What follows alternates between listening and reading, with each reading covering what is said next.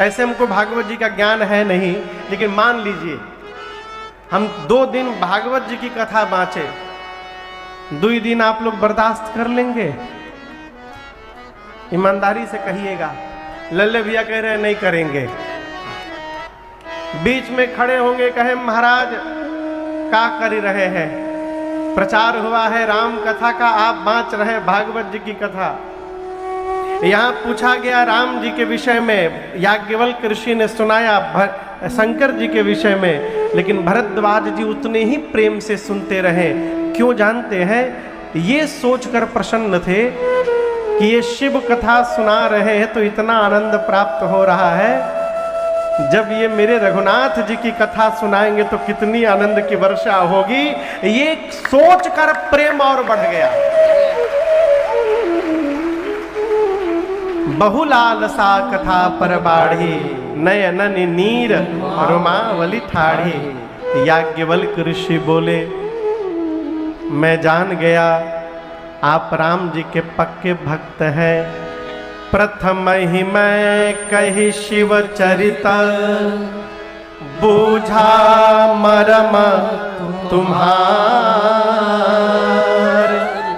सुचि सेवक तुम राम के, रहित समस्त विकार। श्री याज्ञवल्क्य ऋषि कहते हैं कि भरद्वाज जी, आपने मुझसे राम जी की कथा पूछी, मैंने शिव कथा सुनाई। क्यों सुनाई? मैंने जानबूझकर आपको शिव चरित्र सुनाया, क्योंकि मैं आपके मर्म को जानना चाहता था। क्या जानना चाहता था? मर्म। और मैं जान गया। क्या जान गया? सुचि सेवक तुम राम के, रहित समस्त विकार। आप श्री रघुनाथ जी के पवित्र भक्त हैं। और यहां समझिएगा, राम जी की भक्ति वही प्राप्त कर सकता है जो भगवान शंकर का भजन करेगा। बिना भगवान शंकर की शरण में गए रघुनाथ जी की भक्ति प्राप्त होने वाली नहीं है। आज की भाषा में यदि कहा जाए तो राम जी की भक्ति देने का टेंडर शंकर भगवान के पास है। बिना शिव शरणागत भय श्री रघुनाथ जी प्राप्त होने वाले नहीं है। कहते मैं आपके मर्म को जान गया। क्या आप राम जी के पवित्र भक्त हैं? आप श्री रघुनाथ जी के निर्मल भक्त हैं। अब मैं आपको राम जी की कथा अवश्य सुनाऊंगा। कथा को कल गोस्वामी तुलसीदास जी महाराज कैलाश काशी से लेकर तीर्थराज प्रयाग गए थे, स्मरण में है ना? आज याज्ञवल्क्य ऋषि कथा को प्रयाग से लेकर कैलाश पहुंचे। विराजे विराजे विराजे, सब लोग बैठ जाए।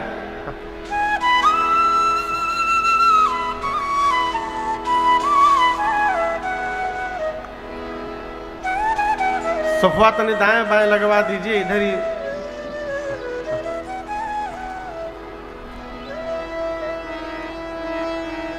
श्री याज्ञवल्क्य ऋषि कथा को कैलाश लेकर गए और आज प्रारंभ में जिन चौपाइयों को हमने और आपने गाया, ये उसी प्रसंग की चौपाइयां हैं।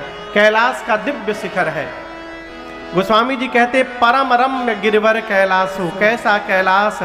सदा जहां शिव उमा निवास। कैलाश पर्वत पर भगवान शिव और मां पार्वती जी का सदैव वास है। सदैव। गोस्वामी जी कहते हैं उस पर्वत पर एक विशाल बट वृक्ष है। बट यानी बरगद। एक दिन भगवान शंकर गए, उस बट वृक्ष का अवलोकन किए और ऐसा आनंद उमड़ा हृदय में कि अपने हाथ से बाबा अपना बाघंबर लाकर बिछाएं और बिछा करके बैठ गए। एक बात मैं आपसे निवेदन करूं, बड़े ध्यान से सुनिएगा। एक पूरा साइकिल आपको दर्शन करा रहा हूं। चक्र। सरकार जिस प्रकार का हम चित्र देखते हैं उसी प्रकार का हमारा चित्त होता है। तो जैसा हम चित्र देखेंगे वैसा चित्त होगा, जैसा चित्त होगा वैसा व्यवहार होगा, जैसा हमसे व्यवहार होगा वैसा हमारा चरित्र होगा, और जैसा हमारा चरित्र होगा वैसा समाज में हमारा चित्र होगा। ये पूरा एक साइकिल है, एक चक्र। इसलिए विकार का प्रवेश आंख से होता है। तो जिस प्रकार का दृश्य देखेंगे उस प्रकार का भाव हृदय में जन्म लेगा। भगवान शंकर कहते हैं गोस्वामी जी, भगवान शंकर कैलाश के उस बरगद के वृक्ष के पास गए एक दिन। एक बार तेहि तर प्रभु गया,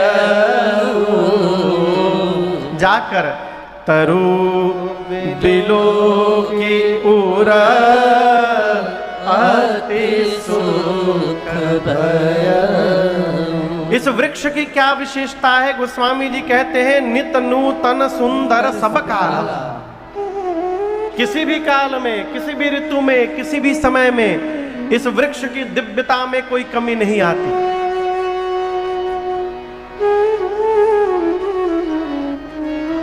हमारे आपके मध्य भदोही जनपद के परम आदरणीय श्रीमान जिलाधिकारी साहब श्रीमान विशाल सिंह जी सब परिवार उपस्थित हैं। काशी भैया क्या भाई है? अरे जय हो जय हो जय हो जय हो, जय जय। विद्यालय विद्यालय अतुल आनंद, जय हो। भैया से एक बार चर्चा हुई थी आपके विषय में। स्वागतम स्वागतम, जय जय। साथ में श्रीमती दिव्या सिंह जी अर्धांगिनी जी हैं, बहुत बहुत स्वागत आपका। बैठे।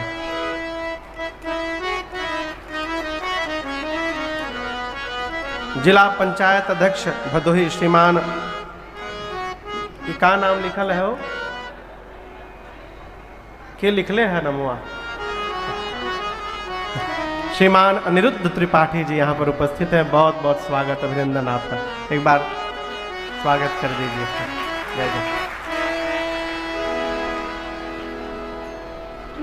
तो कह रहे थे जिस प्रकार का दृश्य देखिएगा उस प्रकार का भाव जन्म लेगा। भगवान शंकर उस बरगद के वृक्ष को देखे, ऐसा आनंद उत्पन्न हुआ, अपने हाथ से अपना बाघंबर लाकर बिछाए और बिछा करके बैठ गए। क्या वहां पर भगवान शंकर के कोई सेवक नहीं थे आसन बिछाने के लिए? कहो। अब यहां पर मैं आपसे दो बात निवेदन करूं। एक तो जिस मनुष्य को लक्ष्य प्राप्त करना हो उसको अपने किसी भी व्यवहार के लिए किसी दूसरे पर आश्रित नहीं रहना चाहिए।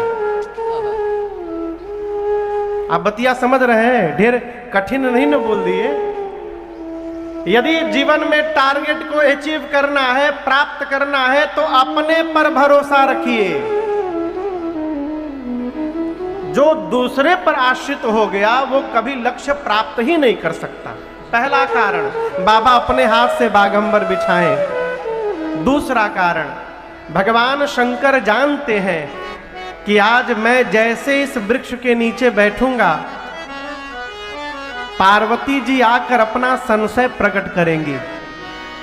तो भगवान शंकर ने ऐसे समय का चयन किया वहां बैठने के लिए जिस समय उनका कोई परिकर वहां आसपास न हो। बाबा सोचे यदि परिकर होंगे और उस समय यदि मैं बैठूंगा और पार्वती आकर संशय प्रकट करेंगी तो ये परिकर क्या सोचेंगे?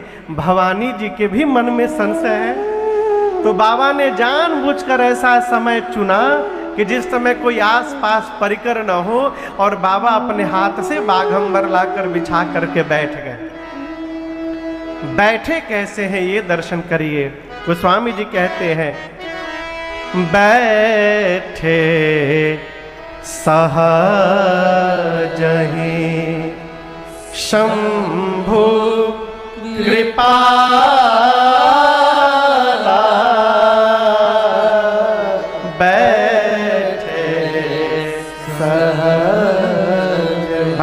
शंकर सहज होकर बैठे हैं। सहज समझते हैं? सहज हम जैसे हैं वैसे स्वीकार कर लेना, यह सहजता है।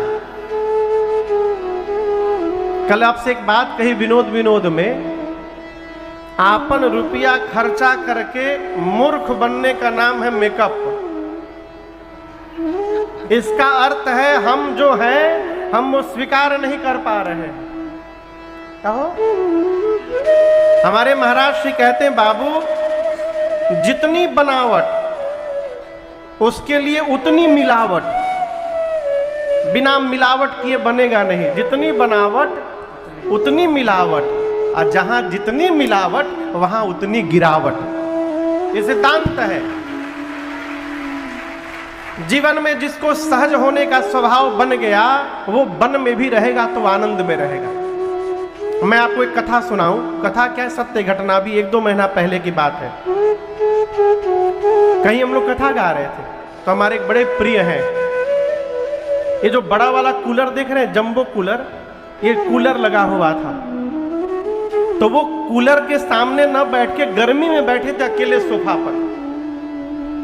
हम देखे तो पूरे पसीने से तरबतर। हमने कहा भैया क्यों कूलर गर्मी में बैठे, सामने कूलर के बैठ जाइए। बोले नहीं महाराज, बड़ी कृपा। वो गर्मी में बैठे रहे, गए नहीं। रात में हमसे विनय बताए महाराज वो जानबूझ के नहीं गए। हमने क्यों? बोले सिर पे नकली बाल लगाए थे। वो जंबो कूलर उसके आगे बैठते तो बलवा उड़ जाता उनका। अब यहां दर्शन करिए, बनावट किए हैं तो टेंशन में पड़े हैं कहीं गिर न जाए। एक जगह भोजन चल रहा था, वो बुफे वाला, खड़े खड़े पाइए, लोग पा रहे थे, तब तक आ गया तूफान। एक आदमी थाली पकड़े ऐसे खड़ा है। कोई कहे ऐसे काहे खड़े हो, तो कहे नकली हो, कहीं आंधी में उड़ी न जाए। ये क्या है? बनावट से दूर रहिए। भगवान के सामने तो बिल्कुल न करिए बनावट। भगवान से कहिए प्रभु अब अच्छे हैं चाहे बुरे हैं, है तो आप ही के नाथ है, स्वीकार कर लीजिएगा तो आनंद हो जाएगा। भगा दीजिएगा तो आवारा बन के घूमूंगा। और एक बात, अभी आया हूं तो पतला टीका लगा के आया हूं, जब आप भगा दीजिएगा तो मोटा लगा के घूमूंगा। और कोई पूछेगा तो आप ही का पता बताया करूंगा। तो मेरी नहीं जाएगी, आपकी चली जाएगी प्रभु, इसलिए मुझे स्वीकार कर लीजिए। इससे बनिए, ये है सहजता। अंग पर भुजंग तरंग गंग जटा जूट में, गोरे रंग सोहे अंग पर भुजंग तरंग गंग जटा जूट में, गोरे रंग सोहे अंग पर भुजंग तरंग गंग जटा जूट में, गोरे रंग सोहे अंग पर भुजंग तरंग गंग जटा जूट में।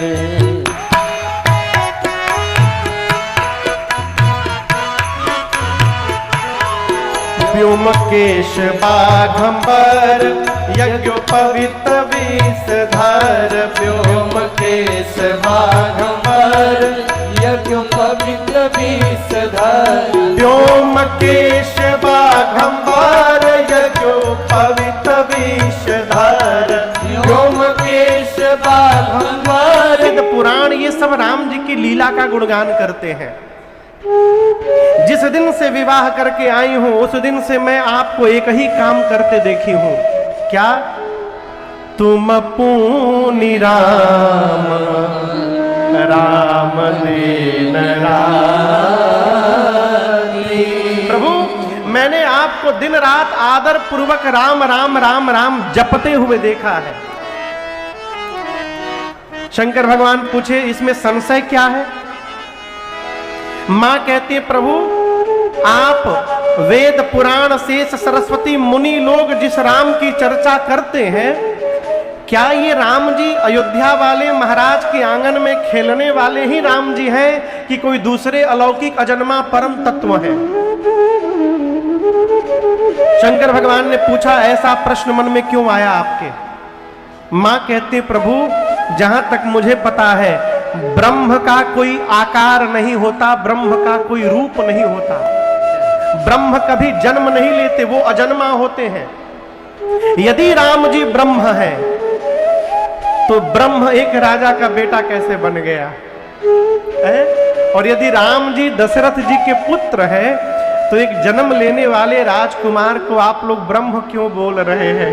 ये मेरे मन में प्रश्न है। पिछले जन्म में उनकी लीला मैंने देखी, इस जन्म में मैंने आपके मुख से उनकी महिमा सुनी, प्रभु मेरे मन में भ्रम हो गया है। और हे नाथ, आज अपनी पार्वती को अज्ञानी जानकर आप क्रोधित न होइएगा। मैं सत्य बताऊं प्रभु, राम जी का प्रभाव मैंने पिछले जन्म में देख लिया था। मैं इतना डर गई थी स्वामी कि भय के कारण मैं आपसे बताई नहीं, और उसका फल मुझे प्राप्त हुआ, मुझे शरीर त्यागना पड़ा। लेकिन प्रभु पिछली बार तो आपकी सती आपसे विवाद कर रही थी, लेकिन सत्य मानिएगा आज आपकी पार्वती विवाद करने नहीं बैठी है, आज मैं आपसे संवाद करने के लिए बैठी हूं। मैं राम जी की कथा सुनना चाहती हूं। यद्यपि मैं स्त्री हूं, ये बड़ा गूढ़ विषय है। स्त्री को कोई भी लंबा अनुष्ठान करने के लिए मना किया गया है। स्त्री को कोई भी लंबा अनुष्ठान हो संकल्पित, उसके लिए मना किया गया है। क्यों? न जाने कब बीच में विघ्न आ जाए अनुष्ठान के मध्य में। और मैं तो आपसे कहूं, स्त्री को अनुष्ठान करने की आवश्यकता ही नहीं है, कोई आवश्यकता नहीं है। मानस में लिखा है, जो मनुष्य, जो पुरुष तपस्या करके सदगति प्राप्त करता है, वो सदगति स्त्री केवल पातिव्रत धर्म का पालन करके प्राप्त कर सकती है, कोई तपस्या की आवश्यकता नहीं है। मां कहती है, प्रभु यद्यपि जोशिता नहीं अधिकारी, अनुष्ठानिक रूप से सुनने की अधिकारिणी मैं नहीं हूं, लेकिन मैं आपकी दासी हूं। पति पत्नी जैसे घर में बात करते हैं नाथ, वैसे तो मैं कथा सुन ही सकती हूँ, आप उस प्रकार से मुझे सुनाइए। और यहां दर्शन करिए, मां ने प्रश्न किया, पूछे मैया। कौन मैया?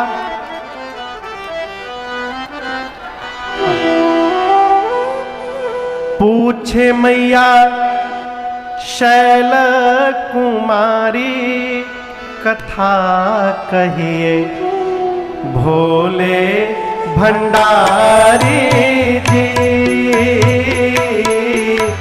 पूछ मैया शैल कुमारी, कथा कहिए भोले भंडारी जी।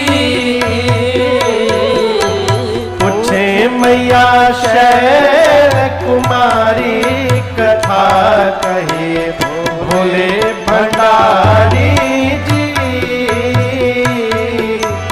पूछ मैया शैल कुमारी, कथा कहिए भोले भंडारी जी। मां ने पूछा, प्रथम सो कारण कहूं बिचारी, प्रथम सो कारण कहूं बिचारी। निर्गुण ब्रह्म सगुण बपुधारी, निर्गुण ब्रह्म सगुण बपुधारी। अरे ब्रह्म बने कैसे? ब्रह्म बने अब खुली रहती है ना तो मन कम भागता है, अखियां बंद कर लेने के बाद मनवा और भागता है। और यदि मन भाग रहा है तो ध्यान क्या लग रहा है, आप बताइए? ध्यान लग जाने के बाद घड़ी रुक जाएगी, फिर कई घंटे आप रहेंगे उस स्थिति में, कोई अता पता नहीं है। और ध्यान लगना इतना सरल व्यवहार भी न समझिएगा। अष्टांग योग के 7वें पायदान पर ध्यान आता है। ध्यान के बाद केवल समाधि बची है, केवल समाधि। भगवान शंकर ध्यान में गए। गोस्वामी जी कहते हैं, मगन ध्यान रस दंड जुगर, पुनि मन बाहिर की, रघुपति चरित महेश तब हर्षित बरन। भगवान शंकर 2 दंड, एक दंड में 24 मिनट, तो 2 दंड में हो गए 48 मिनट। 48 मिनट भगवान शंकर ध्यान में थे। आप कल्पना करिए, मां ने कथा पूछी, भगवान शंकर आंख बंद करके ध्यान में चले गए 48 मिनट। मां हाथ जोड़े बैठी हैं। पार्वती जी को यह नहीं मालूम था कि 48 मिनट में ही बाबा वापस आने वाले हैं। वो तो ध्यान में चले गए, कब आएंगे कोई पता नहीं। लेकिन मां की निष्ठा दर्शन करिए, मां बैठी हैं। यदि 5 मिनट के लिए हम अखियां बंद कर ले तो आधा पंडाल खाली हो जाएगा। लगता है महाराज सो ही गए, चलो चाय पी के हो जाए। जय जय। मां बैठी रही। भगवान शंकर 48 मिनट में ही बाहर आ गए। बाहर क्यों आ गए? बाबा सोचे, ध्यान में बैठा हूं, केवल मुझे सुख मिल रहा है। यदि मैं आज अपने सुख का त्याग करके ध्यान से बाहर आकर पार्वती को कथा सुनाऊंगा तो कथा गाने से मुझे मिलेगा, कथा सुनकर पार्वती को मिलेगा, और आगे चलकर ये सुख श्रीपुर गड़ौरा ग्राम के लोगों को भी प्राप्त होगा। इसलिए बाबा बाहर आ गए।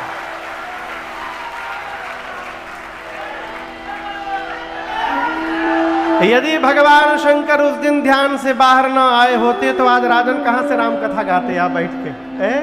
तो हम सबका उद्धार करने के लिए बाबा ध्यान से बाहर आए, और बाहर आकर बाबा ने मंगलाचरण किया।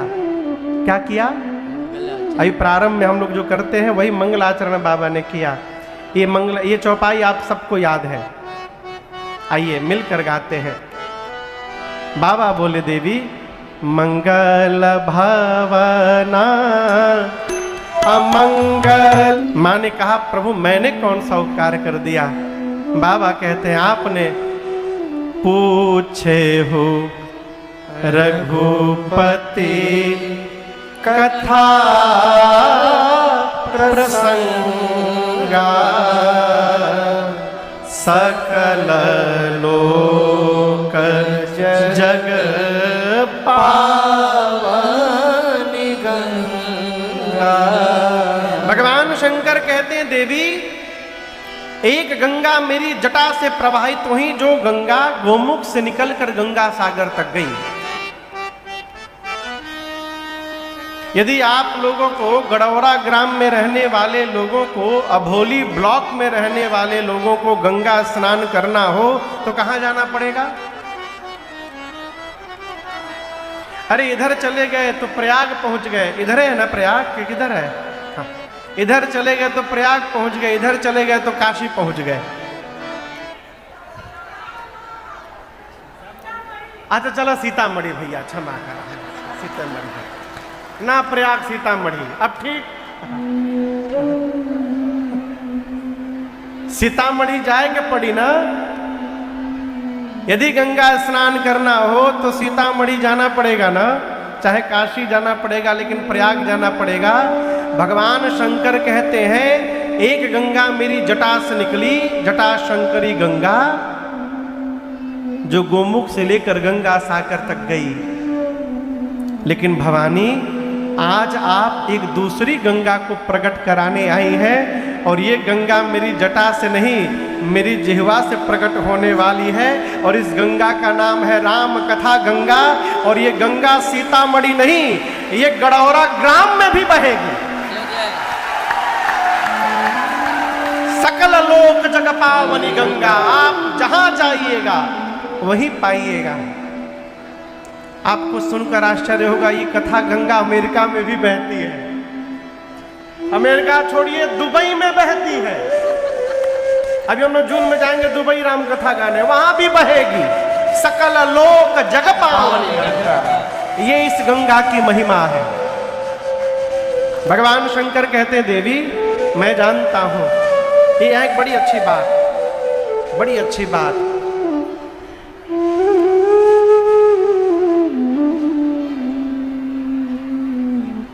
संबंध यदि जीवन भर बचा के रखना है तो दोष देखना बंद कर दीजिए। दोष देखना जहां प्रारंभ हुआ संबंध समाप्त हो जाते हैं।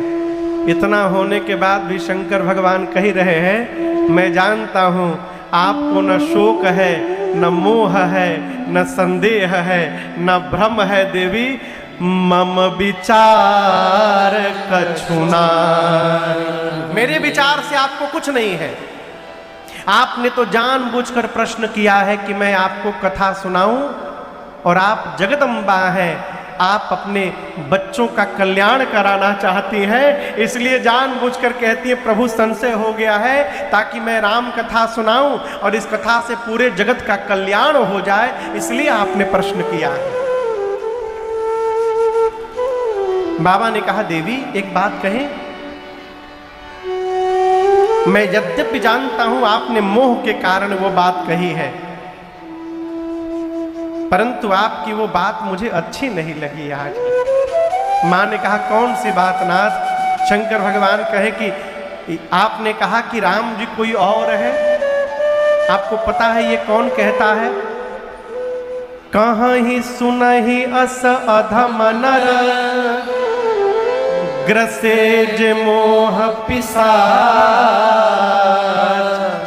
पाखंडी हरिपद विमुख, जे जानहि झूठ न साच। जो पाखंडी है, जो भगवान से विमुख है, जिसको सत्य और असत्य का पता नहीं है, जिसको मोह ने पिशाच ने जिसकी मति को जकड़ रखा है, वो कह सकता है कि राम जी कोई और है।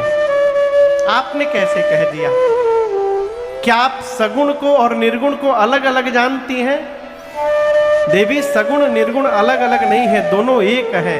बाबा कहते हैं सगुण ही अगुण ही नहीं कछु भेदा, सगुण ही अगुण ही नहीं कछु भेदा, गावहि मुनि पुराण बुध बेला, गावहि मुनि पुराण बुध बेला, अगुण अरूप अलख अज जोए, अगुण अरूप अलख अज जोए, केवल भगत प्रेम बस सगुण सोए, भगत प्रेम बस सगुण सोए, भगत प्रेम बस सगुण सोए। भगवान शंकर कहते हैं मां पार्वती से कि देवी सगुण में और निर्गुण में कोई अंतर नहीं है, दोनों एक ही हैं। आप उदाहरण बाबा ने बड़ा अद्भुत दिया है। यदि आप लोगों से मैं प्रश्न करूं कि पानी का क्या आकार है, क्या कहिएगा? कहिए पानी का क्या आकार है? हाँ, निराकार, यानी पानी का कोई आकार नहीं। गिलास में डालिए तो किसका आकार हो जाता है? गिलास का पानी कटोरी में डालिए तो किसका आकार हो जाएगा? कटोरी का। लेकिन वही पानी यदि 2-3 घंटे फ्रीज में रख दीजिए, डीप फ्रीजर में, और बाहर निकालिएगा तो क्या बन जाएगा? बर्फ बन जाएगा और उसको आकार मिल जाएगा। अब जो पानी था वही बर्फ है, जो बर्फ है वही पानी था, दोनों के तत्व में कोई अंतर नहीं है। लेकिन जब पानी रहता है तो कोई आकार नहीं रहता, बर्फ बन जाता है, आकार मिल जाता है। उसी प्रकार भवानी भगवान का कोई आकार नहीं है। उस भगवान को, निराकार भगवान को, उनके भक्त धरती पर जब देखने की कल्पना करते हैं और भक्त अपने मन में जिस प्रकार के रूप की कल्पना करते हैं, भगवान वही रूप धारण करके भक्त के सामने प्रकट हो जाते हैं। यही निराकार का साकार होना है। अपना कोई रूप नहीं है। मां ने पूछा वो क्यों आते हैं? भगवान शंकर ने इसका उत्तर बड़ा अद्भुत दिया। क्या कहा? भगत प्रेम बस सगुणा सोए। भगवान केवल अपने भक्त के प्रेम के कारण आते हैं। किसके कारण आते हैं? जोर से कहिए, प्रेम के कारण। देखिए, बड़ी विनम्रता से आपसे कहना चाह रहा हूं, जब आपके पास ज्ञान की पूंजी होगी तो आप भगवान के पीछे दौड़िएगा, और जब आपके पास प्रेम की पूंजी होगी ना तो भगवान आपके पीछे दौड़ेंगे। ये इतना अंतर है बस। शबरी राम जी के पास नहीं गई थी, राम जी शबरी मैया के पास आए थे। हमारे केवट भैया नहीं गए थे राम जी के पास, राम जी आए थे। आपको उदाहरण देता हूं। आप में से एकादशी व्रत कौन कौन करता है? हम भी करते हैं। एकादशी के दिन क्या नहीं खाना चाहिए? चावल। खाना तो दूर, उस दिन एकादशी के दिन चावल के स्पर्श में भी दोष है। उस दिन तिलक करके चावल नहीं, अक्षत नहीं लगाया जाता। लेकिन आपको मैं एक बताऊं स्थान, धरती पर एक स्थान ऐसा है जहां एकादशी के दिन भी भगवान को चावल का भोग लगाया जाता है, और उस स्थान का नाम है जगन्नाथ धाम, जगन्नाथपुरी। वहां एकादशी के दिन भी भगवान जगन्नाथ को खिचड़ी का भोग लगाया जाता है। आप कभी मंदिर जाइएगा तो दर्शन करिएगा, मंदिर के पीछे भाग में, मंदिर में ही एक नीचे जेल बना हुआ है, और कहते हैं वहां एकादशी को उल्टा करके लटका के बंद कर दिया गया है। एकादशी जाकर भगवान जगन्नाथ से बोले कि मैं आ गया हूं, आज आप चावल नहीं खा सकते। भगवान बोले कौन हो तुम? बोले एकादशी। बोले तो क्या हुआ? बोले आज के दिन जहां मैं रहता हूं चावल नहीं खाया जाता। भगवान बोले जालो, डालो जेल में इसको। भगवान चावल खाते हैं, जानते हैं क्यों? प्रेम के कारण। एक माई थी जिनका नाम था कर्मा। क्या नाम था? कर्मा। मांग मांग के खाती थी मैया। एक दिन मंदिर गई तो देखी दोपहर में पुजारी जी ठाकुर जी को भोग लगा रहे थे। कर्मा बाई सहजता से बोली, प्रभु दोपहर तक आपको कुछ ठाकुर पुजारी जी पवाए नहीं, दोपहर में आप भोग लगा रहे हैं? यहाँ तो मैं कुछ नहीं कर सकती प्रभु, एक काम करिए, सवेरे मेरे घर आ जाइएगा, जो होगा आपको खिला दूंगी, पेट में कुछ रहेगा, उसके बाद दोपहर में खूब आनंद करिएगा। बोल के चली गई, लेकिन उनको विश्वास था कि भगवान आएंगे। और ये कोई मनगढ़ंत कहानी नहीं, ये सत्य घटना है, इसी कलयुग की घटना है। अगले दिन सवेरे कर्मा बाई उठी, अब बिना नहाए धोए मांग करके चावल लाई थी, उसी चावल से खिचड़ी बनाई। और जैसे खिचड़ी बना के बैठी, तब तक दरवाजे पर एक 8 साल का बालक चला आया। कहा माँ जल्दी खिला दे, भूख लगी है मुझे। कर्मा बाई ने भगवान को खिचड़ी खिलाया और कहा कल भी आओगे ना? भगवान बोले नित्य आऊंगा। और ये शुरू हो गया, रोज भगवान जाते थे, खिचड़ी खाते थे। आपको बताऊं उनका नाम कुछ और था, कर्मा बाई नाम नहीं था, नाम कुछ और था। ये नाम क्यों पड़ गया? कन्हैया जा करके बैठ जाते थे और कहते थे जल्दी कर माँ, जल्दी कर माँ, कर माँ, जल्दी कर माँ। ये जल्दी कर माँ, जल्दी कर माँ करते करते उनका नाम कर्मा बाई हो गया। एक दिन भगवान खा के गए, वो बर्तन धो रही थी, तब तक एक महात्मा आ गए। महात्मा ने कहा रे माई इतने सवेरे सवेरे भोजन कर ली तुम? बोली मैं नहीं करती हूँ ना, वो कन्हैया आता है भोजन करने। महात्मा बोले हाँ तुम इतनी बड़ी भक्त हो कि तुम्हारे घर कन्हैया भोजन करने आएंगे, और तुम कन्हैया को भोजन कराती हो इसी तरह? माई बोली हमको तो पता नहीं कैसे कराना चाहिए। महात्मा बोले तू अभी नहाई नहीं है, तेरा आंगन गंदा है, न झाड़ू लगाई न पोछा लगाई, और तू भगवान को भोजन कराती है। माई बोली मुझे पता नहीं था, कल इसी तरह करूंगी। अब अगले दिन उठकर लगी झाड़ू लगाने, पोछा लगाने, नहाने लगी, उसी में टाइम निकल गया। भगवान अपने समय से पहुंचे, जल्दी कर माँ। माँ बोली का कर माँ? महात्मा फंसा के चले गए मुझे, अभी बनाती हूँ। गरम गरम खिचड़ी बनाई मैया, भगवान पा ही रहे थे अभी, तब तक उधर मंदिर में पुजारी जी महाराज पट खोलने के लिए घंटा बजाने लगे। और जैसे घंटा बजा, कन्हैया भगे खिचड़ी छोड़ के। और मैं आपसे कहूं, उस दिन जब पुजारी जी ने पट खोला ना मंदिर का, तो भगवान के श्री विग्रह में उनके मुख पर और उनके दाहिने हाथ पर खिचड़ी लगा हुआ था, वो भी गरम गरम खिचड़ी। पुजारी जी आश्चर्यचकित हो गए, ये कैसे हुआ? रात में ठाकुर जी ने स्वप्न दिया कि मैं नित्य कर्माबाई के घर भोजन करने जाता हूं। मैंने पढ़ा है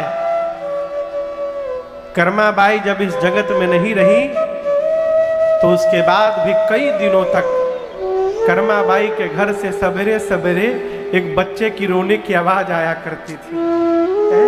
ठाकुर जी जाते थे, खिचड़ी न मिलती थी तो बैठ के रोया करते थे भगवान। मेरा प्रश्न है, यदि कर्माबाई के घर भगवान खिचड़ी खाने जा सकते हैं तो हमारे आपके घर क्यों नहीं आते हैं? इसलिए नहीं आते हैं कि हम भगवान को प्रेम नहीं करते।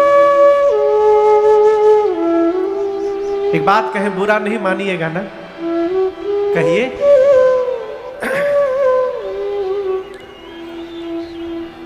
यदि आपसे आकर रोज कोई सामान मांगा जाए, आपका पड़ोसी यदि आपसे आकर रोज चावल दे दीजिए, चीनी दे दीजिए, दाल दे दीजिए, आलू दे दीजिए, आपको कैसा लगेगा? कहिए कहिए, कैसा लगेगा? अच्छा लगेगा ना? नहीं लगेगा। यदि आपसे नित्य मांगा जाए तो आपको अच्छा नहीं लगता, भगवान से रोज जाकर मांगते हैं, क्या उनको अच्छा लगता होगा क्या? इस बात को समझिएगा बड़ी गंभीरता से। जहां मांग हो जाती है ना, सिर झुकाने की फुर्सत नहीं है, ये तो प्रेम की बात है।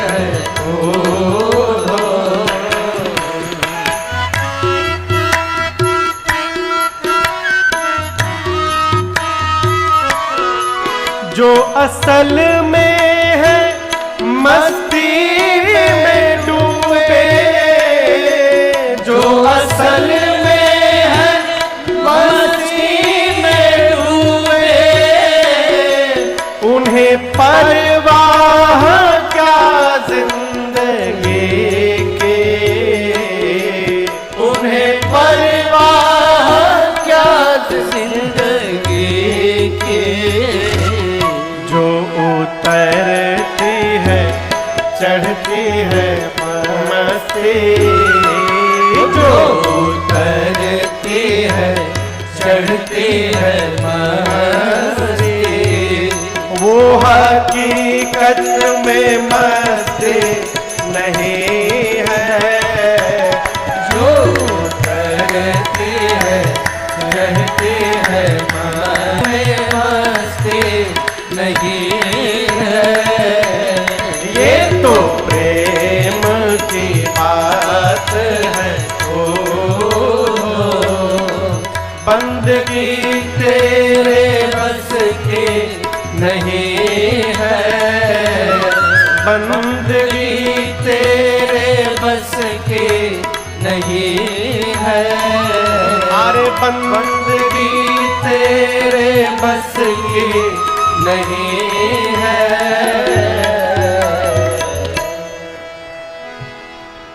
आशिकी इतनी सस्ती नहीं है। भगवान शंकर कहते हैं मां से देवी, राम जी सच्चिदानंद है। यही शब्द मैंने पिछले जन्म में कहा था और आपको भ्रम हो गया कि राम जी सच्चिदानंद कैसे। जो मोह में पत्नी के लिए रो रहा है वो सच्चिदानंद कैसे। आज मैं कहता हूं राम सच्चिदानंद दिनेसा, नहीं तह मोह निशा लवलेसा।